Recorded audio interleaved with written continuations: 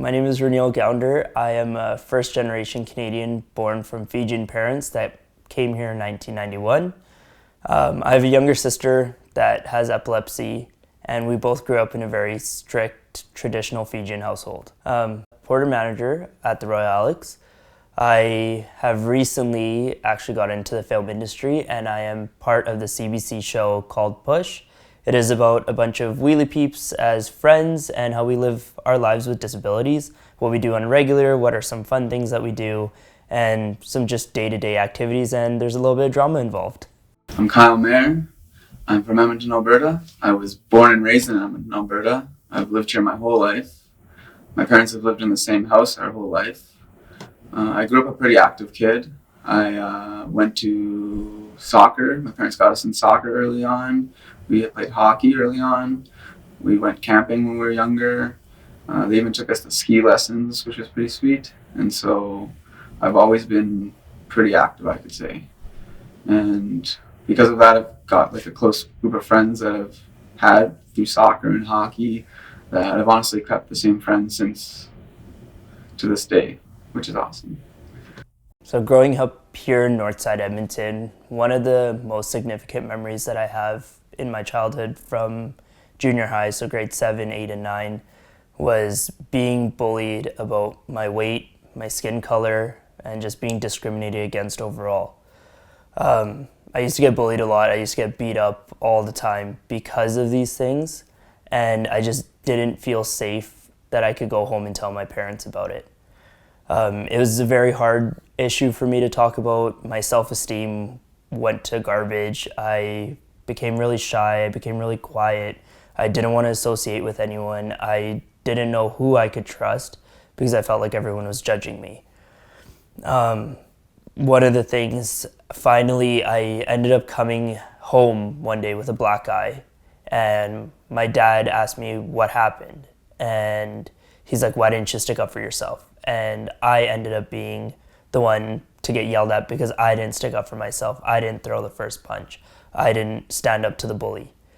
And what happened after was he ended up enrolling me in martial arts, and I ended up learning self-defense, started taking that, and I think that was my pivotal point that I should stand up for myself and I shouldn't take someone else's crap and let someone discriminate against me based off of my color or my weight or just how I am as a person. And I think that was truly when I started to realize that I should love myself more, was when I enrolled in that stuff and learned self-defense, and it was something for me rather than for somebody else. Early on in elementary, for whatever reason, I started gaining a bunch of weight, and that kind of affected me a lot. And so I would get called chubby, and I remember getting called piggy as well. And I honestly just started to internalize my feelings and didn't really know what to do. I grew up as a very active kid, and this was just a new, emotion, new feelings that were coming to me. And it was kind of hard. I ended up just internalizing it. I wasn't very forthcoming with friends or family about how it affected me, and continued to try to lose my weight and improve how I looked without maybe people focusing or noticing. And it wasn't honestly until I became very fit by some people's standards that they noticed I looked different, and oh look, he's a fit guy now. And it was just years of hard work of after feeling like I was overweight that I just decided I didn't want to look like that again. So after high school, there was a pivotal moment that happened to me in October. I didn't really know what I was doing after high school, to be honest, and I was still figuring out my life.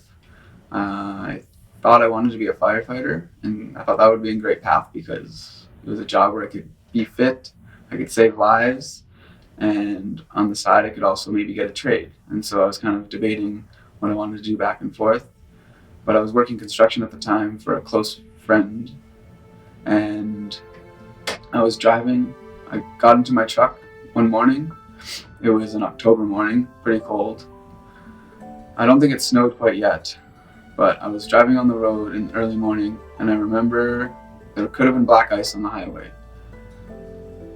I was driving a small truck at the time, and all I remember actually is hitting a guardrail. The truck hit the guardrail just at the right angle, which caused me to actually flip over the guardrail. And so my truck went from one side of the highway all the way to the other side of the highway, and I rolled. To be honest, I'm just happy I'm alive. And as soon as that happened, I was sitting there thinking, what the hell is going on and what just happened?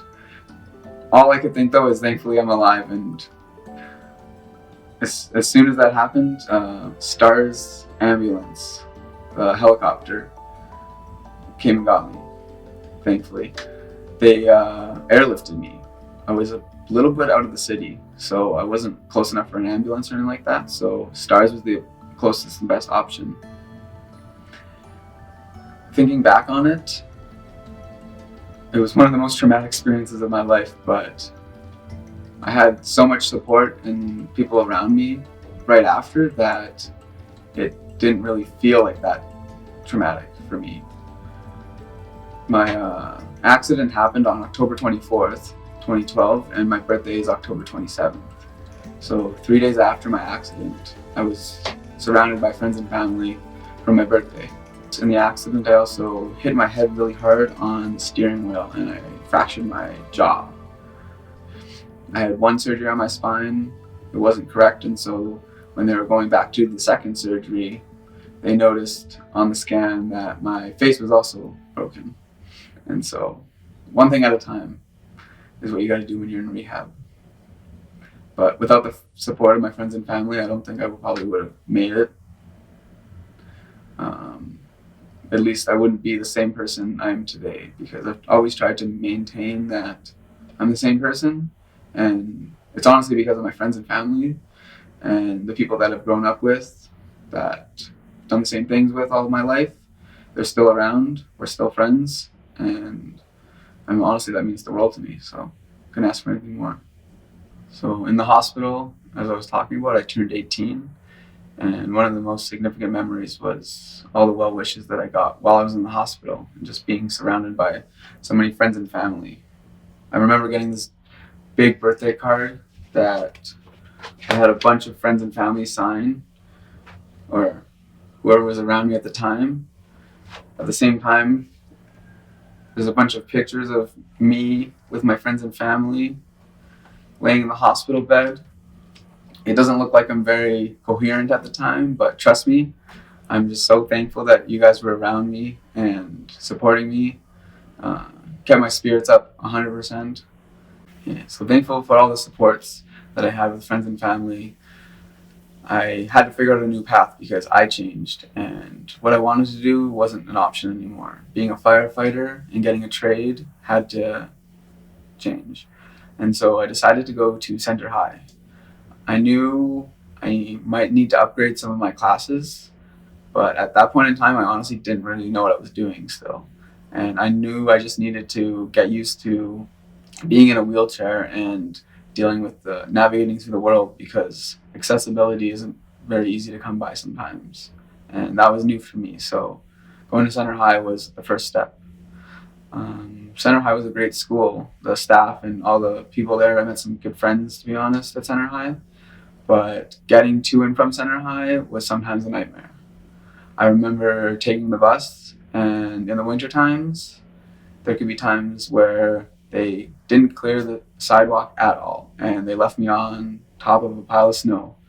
And then I'd be turning into a snowplow, getting to the school. Thankfully, I remember running into a couple people who were super kind, saw me struggling on the sidewalk, and offered to just push me into the building. And that happened on a couple occasions, but I learned my lesson. Thankfully, I was only at Center High for about a year, so after that, I transitioned to MacEwan. From MacEwan, I was a little nervous because it was a bigger university, and in a wheelchair, I didn't know how that was going to go. But I was very pleasantly surprised that they have underground parking at MacEwan. And so I was able to get underground parking, and I honestly didn't have to deal with the snow very much at my time at MacEwan unless I wanted to go outside on the sidewalk for some reason. But the good thing about MacEwan is all the buildings are accessible through the parkade. And as long as I parked there, and I could go to each building and get to each class I needed to get to. So I was happy. And it gave me some confidence that going forward, education wouldn't be that difficult and it'd be a bit easier. So while I was at MacEwan, I decided I wanted to pursue an education degree. After talking to my uncle and aunt and some other close family friends, I decided that education would be a great path because I've always wanted to do a trade, in a sense where a job that can be applied universally across lots of areas in the world. And education was a great step where if I got an education degree, in my mind, I didn't always have to live in Edmonton and work in Edmonton. I could work all other places in the world and still use my education degree to help teach people. And so I transitioned to U of A because that was the place I had to go to. Honestly, U of A was a great school and is a great school, but they don't have an underground parkade. And I definitely had to deal with a bit more accessibility problems when I was at the U of A than I thought I would have to. So after I graduated university, I had my Bachelor of Education in elementary teaching, and I was lucky enough that through working and through networking, I found a school called E2 Academy that was able to hire me. E2 Academy is a really special school because they have a strict neurodiverse population. And so that means everyone might be coded with Tourette's, autism, ADHD, or multiple of them at one time. And I felt that place was very welcoming to me, especially as a new graduate teacher in a wheelchair. That place accepted me for who I was and was very, very helpful at trying to accommodate and asking all the time what they can do to help me better my situation. I remember specifically actually working in the school that there was times where I would have to go out for recess, and obviously getting outside in a wheelchair in the snow is very difficult.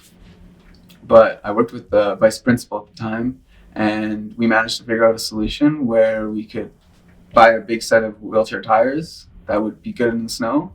And we also found a set of little skis that I could put on my chair. So they would strap on top of the casters and they would act as little skis that I could glide across while I was on the snow. It was things like that that really made the difference when I was working at that school, because coming out of university, I knew there was accessible options places, but I knew accessibility wasn't easy to come by and I wasn't always going to find it. But I was happy that there was a place I could feel belonging. In 2021, I couldn't complete my paramedic course because I ended up in an accident. I went on a hill with a few of my friends and my fiance at the time to go sledding. We ended up going down the hill and the sled lost control and ended up hitting a tree. I ended up breaking a bunch of bones, broke my pelvis, and I ended up breaking my spine. 911 got called, paramedics arrived, and I was taken off to the hospital. That's one of the last things that I remember before I woke up 2.5 weeks later. I was in a coma, so I woke up 2.5 weeks later and I didn't know where I was. Basically stayed there for 6 months, recovering and getting my body back to normal, or what my new normal would be, and just adjust to my new life now being paralyzed. So my accident happened during COVID, and because of that, I wasn't allowed any visitors. I spent most of my days in the hospital alone. I was there for a total of 6 months, and every single day I was mostly alone. I wasn't allowed to see anyone, I wasn't allowed to leave the room. It was crazy because I kept getting deeper and deeper into dark thoughts. I fell really bad into depression. I felt alone in that moment. I felt like I had no one. It stayed like that for a long time, that I was in depression in a dark space until I ended up at the rehabilitation hospital. when I got there, I ended up seeing a lot of patients or fellow patients with more severe injuries than I had. They were paralyzed higher up. They had lesser function than I did. They needed assistance more than I would ever need, and that I feel like motivated me to be a better person and further strengthen myself and get further into my recovery. So every day I worked harder and harder to become independent and not have to rely on anyone after seeing this.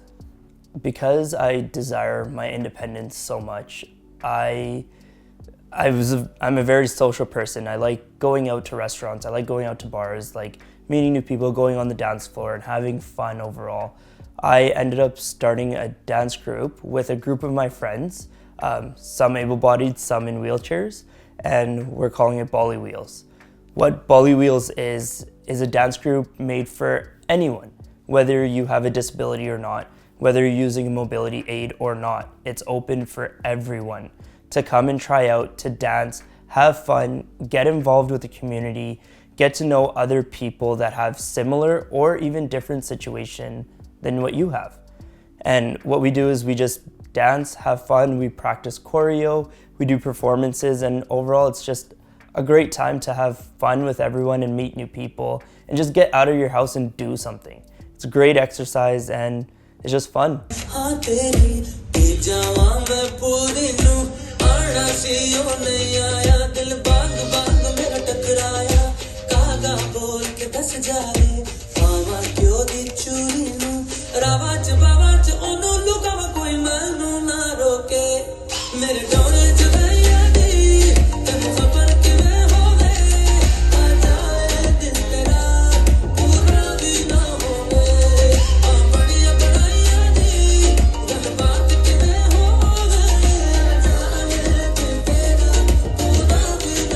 So growing up, I've always been an active kid.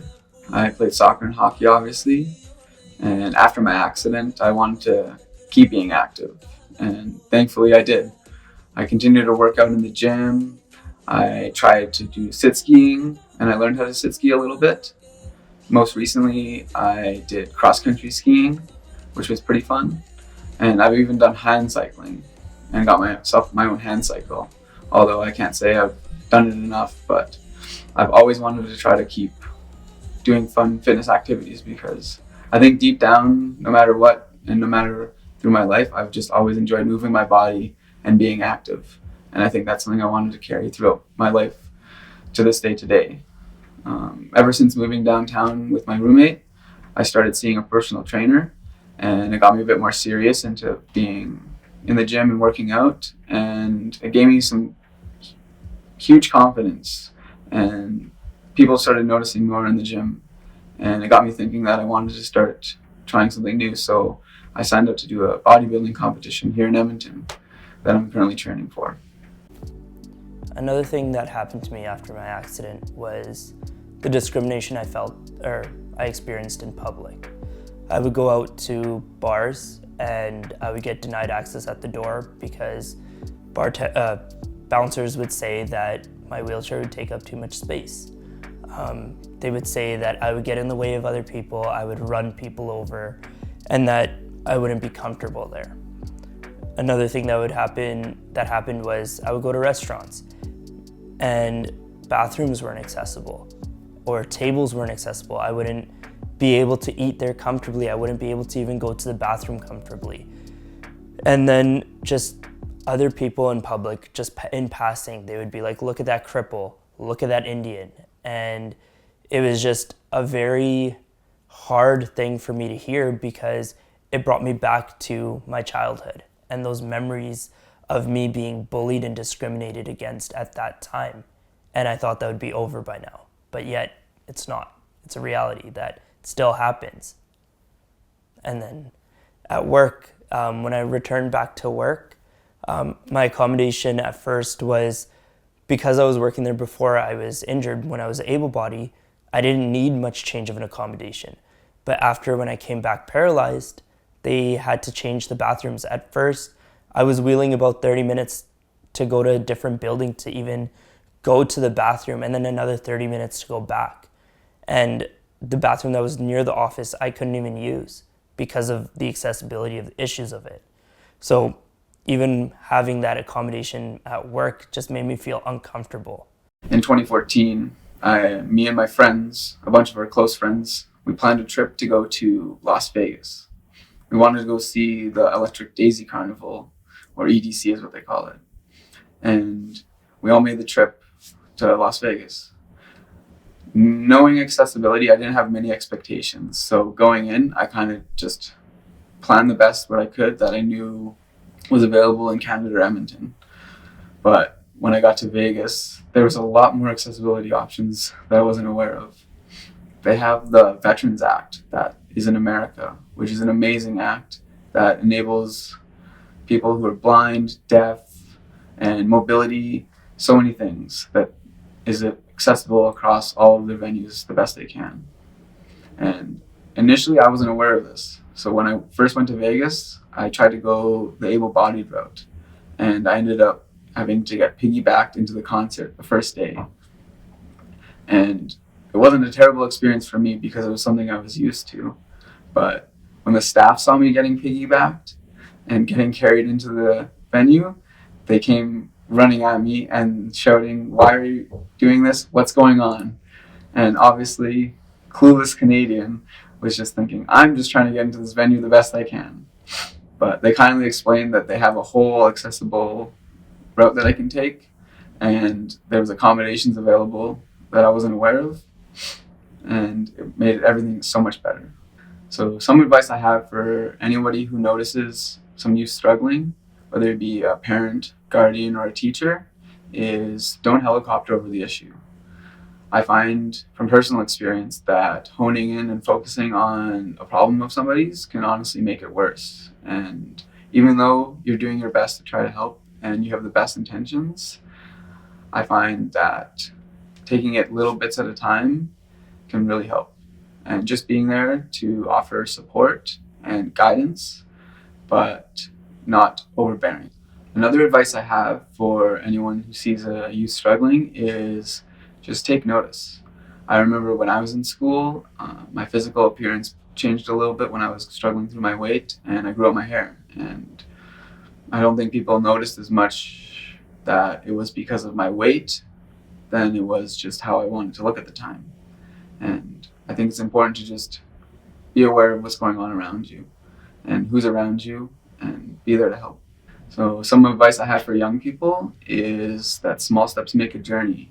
And whatever you're struggling through, if it's emotional or physical, that you can just take one step at a time, and it doesn't have to be solved right away, because someone else might have been going through that problem.